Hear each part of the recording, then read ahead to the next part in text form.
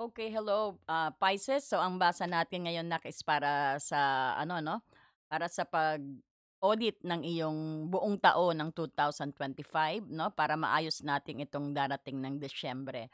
So maligayang pagdating sa iyong pagbasa sa Disyembre. Ah, Titignan natin ang suma total 'no, ng iyong tema at ang suma total ibig sabihin yung mga kung anong mga energy mo pagsasama-samahin kung is equals to, parang gano'n 'no.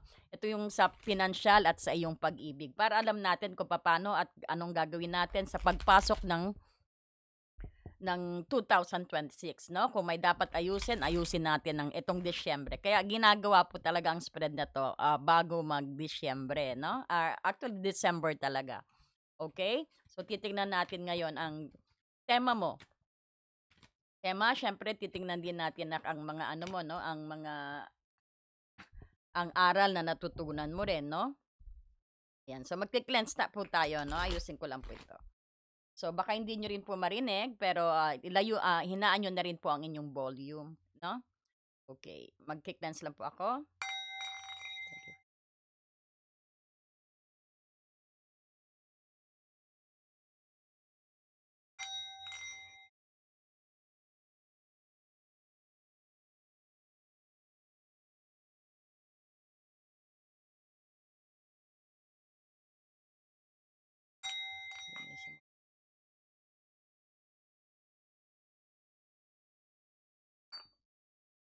Ayan, so let's do it. So tingnan natin ang iyong pinansiyal.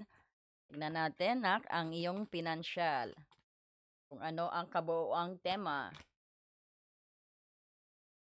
Kabuuang tema sa kanyang financial spirit guide. Ayan, revert. Oh, ganda ha. Talagang may transformations din ang yung when it comes sa iyong financial, no? Ang iyong natutunan, justice in reverse, malalaman natin bakit. No? Then, ang dapat mong iwan. Dapat na iwan po ni Pisces sa kanyang financial. Ang dapat po niyang iwan, Knight of Swords. Ayan. Then, ang huling payo ng taro sa'yo, ang huling payo ng taro sa taong ito, Flying Saucer, Ten of Wands in reverse. At ang dadali mong energy sa pinansyal sa 2026, Six of Cups. Okay, so i-check na rin natin, kunin na natin sa iyong pag-ibig, sa iyong emotion. Tingnan natin kung anong energy ang pinaka nagamit mo rin, no? Sa buong taon ng 2025. Para po ito kay Pisces Spirit Guide. Ayan, meron kang Devil. Some of you dealing with Capricorn. At some of you dealing with Scorpio pagdating po sa ano, no? Pagdating sa financial. I also could see here Libra, Aquarius, Gemini. Libra, I've seen here. Then, dapat mong, ang natutunan mo to, kukunin na natin. Natutunan. Ayun, at least you know now paano i-share ang burden sa iyong persons. Then, tignan naman natin ang dapat mong iwan. Dapat pong iwan when it comes sa kanyang emotional structure. Para kay Pisces, King of Wands. O, some of you, baka pinapaiwan na rin tong sino ba tong King of Wands na sino fire sign na to. Biro lang. Okay, so our next, tingnan natin kung anong payo, no? Anong payo sa'yo. Ang huling payo ng tarot sa taong ito para kay Pisces. Huling payo.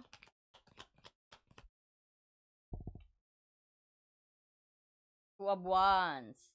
Reverse, ano naman ang dadali mong energy, emotional structure sa 2026?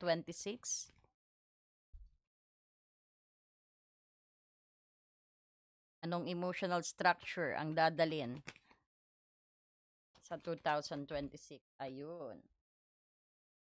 Ang Three of Cups in reverse. Oh, parang nakapokus ka na sa mga friends, no? Then kuha na rin tayo ng Romance Angel Guidance para sa iyong love life. September.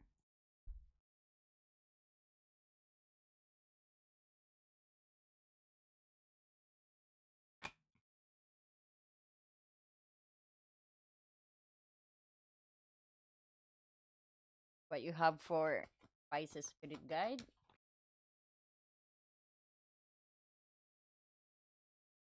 Finances and career. Nakapokus ka talaga. Oh, ang ganda. Oh, may revert ka na. Diyan na lang natin ilagay. Hindi natin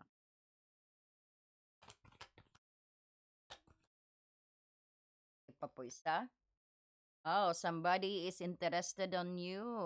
Makilala mo na itong December, no?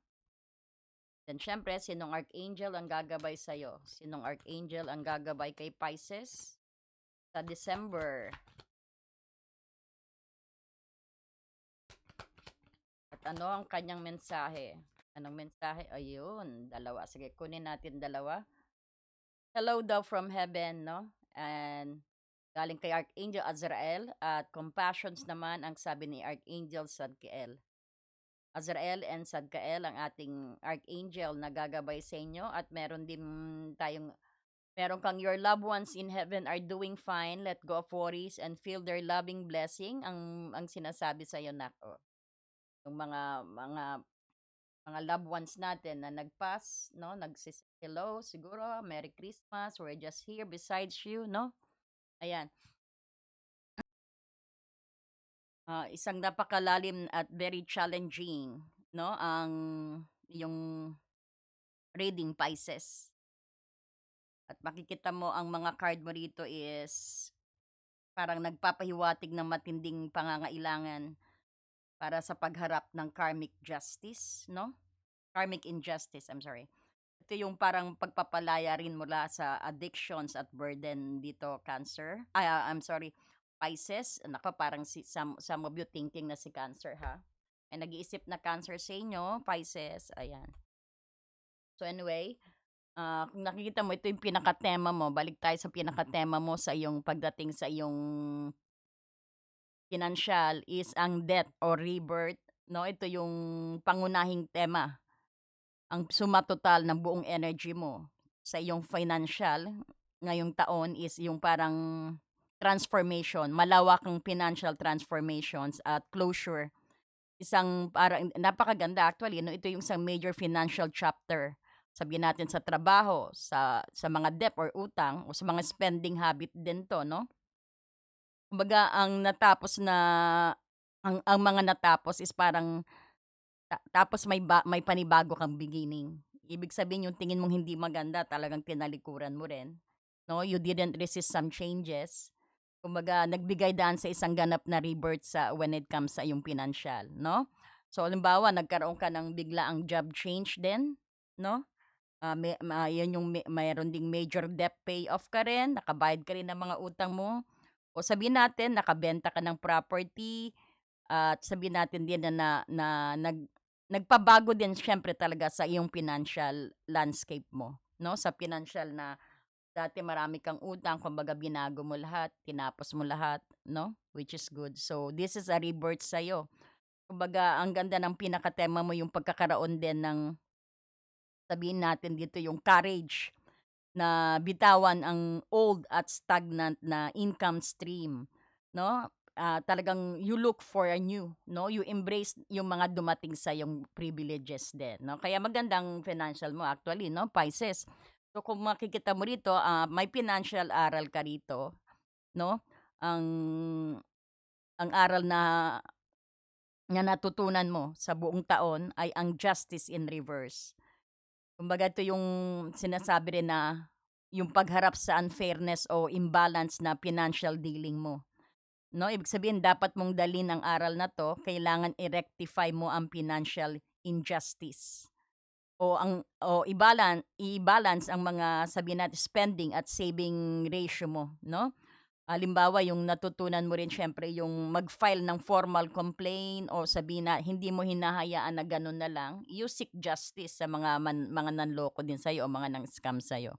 Natutunan mo 'yan, maging matapang and courage diyan dumating sa'yo ang pagiging courage and kung makikita mo rin dito natutunan mo rin ng harapin ang mga taong nagdudulot ng financial damage sa'yo, 'no? So kumbaga dapat mo ring dalhin ang kaalaman na 'to, yung na ang imbalance sa giving at receiving ay naka-drain din sa resources mo, 'no? Sa 'yan ng aral, napakagandang aral din at napakaganda ng tema mo, which is good thing. So, kung makikita mo, ang financial habit o gawin na dapat iwanan is ang Knight of Swords dito. So, kailangan mong iwanan ang habit na mag-rush sa mga financial decisions o gumawa ng mga aggressive na investment din, 'no? Especially ng walang sapat na research. Kasi nga nakita natin marami rin ng scam sa'yo dito pero hindi mo pinalagpas, 'no? Ayan is bunga ng siyempre ng padalos-dalos, 'no? Siguro na-impress ka diyan o parang ang bilis ng pera o 'yan invest ka o anong nangyari, 'no? Pero hindi mo pinagwawalang-bahala, pinaglaban mo because natutunan mo ang kumbaga hindi uubra yung mga katarantaduhan nila. Yes, oo, you've been attracted na mag-invest diyan pero hindi uubra ang scam-scam nila sa'yo. Talagang ayan siguro dinemanda mo, ayan siguro na talagang hinirap mo, 'no? Kasi yan 'no, ang ganda, oh, Death and Rebirth, buong tema mo, hindi ka nagpatalo, 'no? So, kung makikita mo rin dito ang Knight of Swords din, kung bakit ito yung dapat mo ring iwan, kumbaga palayain mo na nga itong impulsiveness at recklessness para hindi ka na magdidemanda lagi. Nasasayang oras 'no? At least maging maingat, ayan. Pero nakita natin, ito daw ang dapat mong alisin 'no? Tsaka halimbawa iwan mo rin yung mga pagpipirma sa mga financial contract o yung mga pagkuha-kuha ng maraming credit card o ayan yung mga pagpapasok din sa mga business deal nang hindi naman binabasa ang mga fine print, ang mga contract. So importante baka, importante din na mag-ano, basahin mo yung lahat ng nakalagay 'no, bago ka mag-sign ng contract. Kumbaga iwanan mo 'yan kasi padalos-dalos ka yata sa mga ayan nga, pag-put up sa mga business or sabihin natin pag-sign ng contract na hindi mo binabasa. Okay na 'yan, o pabor sa akin 'yan, o sa-sign mo na, o tapos nauwi sa demandahan 'no. Pero natutunan mo 'yan at least 'no, parang nakita din na isa pang halimbawa, ibig sabihin, pinapaiwan din sa'yo 'to para yung mga siyempre yung mga negotiations din palayain mo rin yung tendency na magsalita ng abrasive o too confrontational din 'no, when it comes sa financial negotiations na 'no, ayan. So, alam mo na bakit, pinapaiwan ng Knight of Swords sa'yo sa reading na 'to 'no. So, ngayon ang panghuling financial payo payo para sa Disyembre mo nak is Ten of Wands in reverse. So, ang payong ito yung parang i-release mo yung financial burden mo na matagal mo ng pinapasa 'no. Kumbaga huwag mo na rin madaliin ang dalhin ang weight at ang stress o sabihin natin mga responsibility ng iba. Ibig sabihin matuto kang humingi ng tulong o i-delegate ang mga task din sa ibang tao 'no. Huwag mong akuhin lahat, 'yan ang pinakaano sa'yo naku. Kung may bill na babayaran, 'wag lahat ikaw magbibigay, kailangan mag-share din sila, 'no, parang gano'n. Kung magka-border kayo, magkasama you need to also to give, 'no, parang gano'n. So 'yan ang pinapayo sa'yo, 'no. Halimbawa, gamitin mo rin ang Disyembre para sa mag-outsource ka ng financial task o makipag-usap sa family tungkol sa shared financial burden nak 'no. So, isa pang halimbawa dito yung iwanan mo rin ang mental stress tungkol sa pera, 'no? Because ang burden ay hindi permanent, always remember that, 'no? So, release that ang sabi, 'no? 'Yan ang pinapayo pa sa'yo. So, kung makikita mo ang dadalhin mong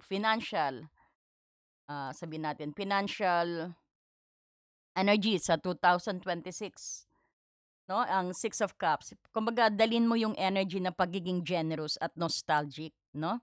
At very secure sa past. Sabihin natin ito yung sa mga nakaraan mong investment, 'no?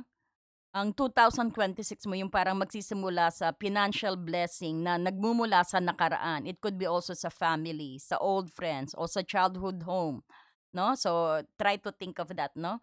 So, at halimbawa yung simula ng taon yung magdadala din sa'yo na masaganang return mula sa past investment o sabihin natin, may dati kang pinautang siguro na parang magbabayaran ka, 'no? So, isa pang halimbawa yung isang gift mula din sa family na magbibigay sa'yo 'no, nakuha mo kung bakit ka nadadali mo.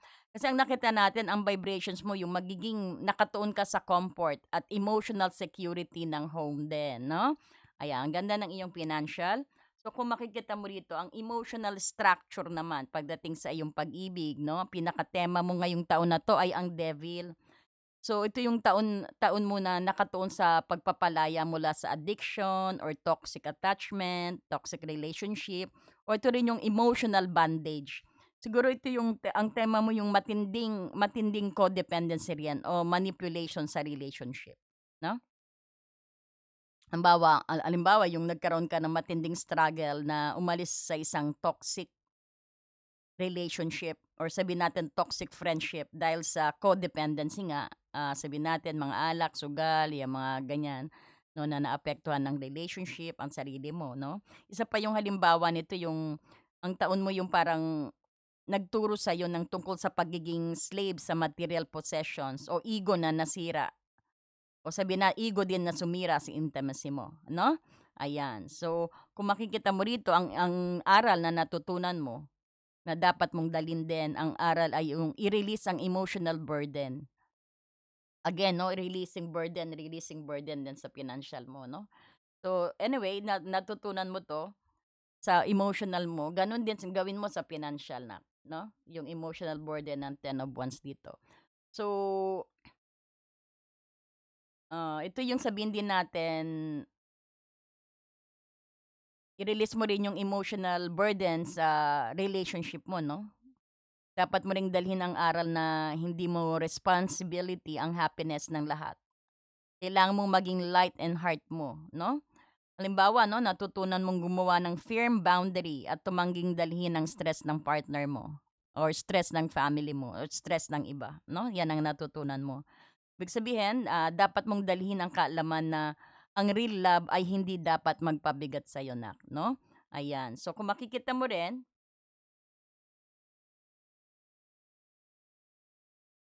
kung makikita mo rin dito ang King of Wands.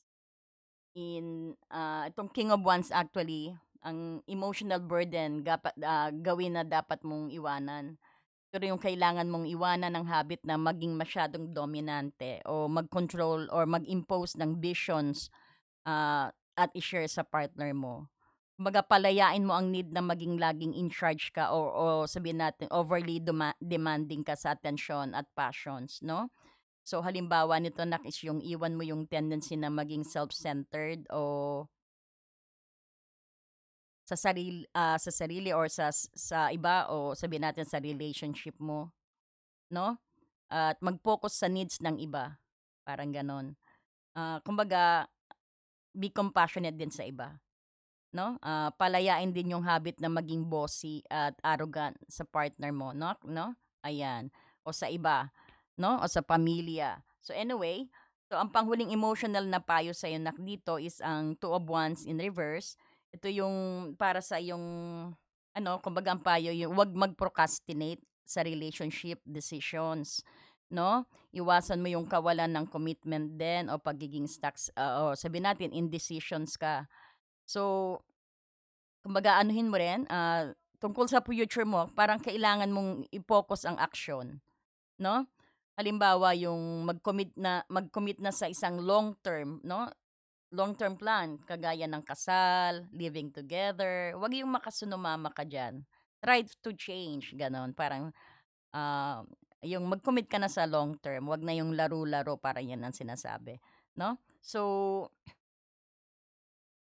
ang payo pa sa'yo rin dito sabihin natin is, harapin mo yung usapan parang gano'n. Especially yung mga future goal mo at direction sa partner mo kailangan right away harapin mo. At saka ito rin yung sabihin natin, huwag kang, kumbaga gumawa ka ng final decisions na kung magbe-break, okay break up. Wag mo nang papatagalin, be direct ang sabing gano'n dito sa Two of Wands 'no. Eh, kung makikita mo naman dito ang emotional energy na dadalhin mo sa bagong taon ay ang Three of Cups in reverse. So, dadalhin mong energy sa pagiging selective din at protective sa social life mo 'no. Isa rin babala rin maaring makaramdam ka ng pagkadismaya sa mga social circle o sa mga kaibigan mo rito 'no, sa 2026 o sa mga friendship na may kasamang gossip or sabihin natin exclusions 'no, na parang, parang out of place ka 'no. So, makikita mo rito, yung kumbaga yung vibrations mo yung humihingi ka ng pagtutol ng toxic friendship. or maybe you are cutting the energy sa toxic friendship o pag-iwas din sa mga madadrama masyado na nade-drain ka na pati ikaw na ano, naapektuhan 'no, which is good thing.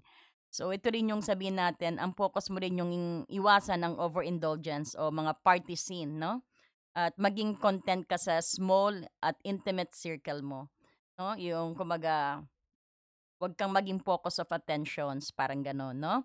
So kung makikita mo dito nak, ang ang romance angel binigyan ka ng finances and career, parang getting to know at saka getting to know each other. So ang finances ang pinaka-stress mo sa relationship actually yung naka-link sa pera at trabaho 'no. Ayan yung justice reverse at saka ang devil 'no. So kung makikita mo rito bago mo, kumbaga kailangan mong ayusin ang financial imbalance bago mo ayusin bago mo ma-solve ang emotional issue dito, eh. Kumbaga i-release mo ang financial burden dito 'no, para ma-clear ang love life mo na 'no. At ito yung getting to know each other, kumbaga ito yung payo na mag-slow down at mag-focus sa isang authentic na connection 'no. Kumbaga iwasan din yung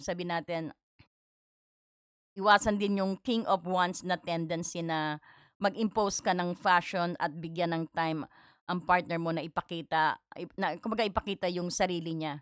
Lalo na kung bago pa ang relasyon ninyo 'no. Ayan ang sabi sa getting to know each other, kumbaga and be true to your ano, kumbaga sa persons mo rin, be true ka rin sa persons mo 'no. Pakita mo rin yung pinakatotoo mo sa kanya 'no, ayan. And then kung makikita mo rito, ah sa Archangel Azrael, "Hello from heaven" daw.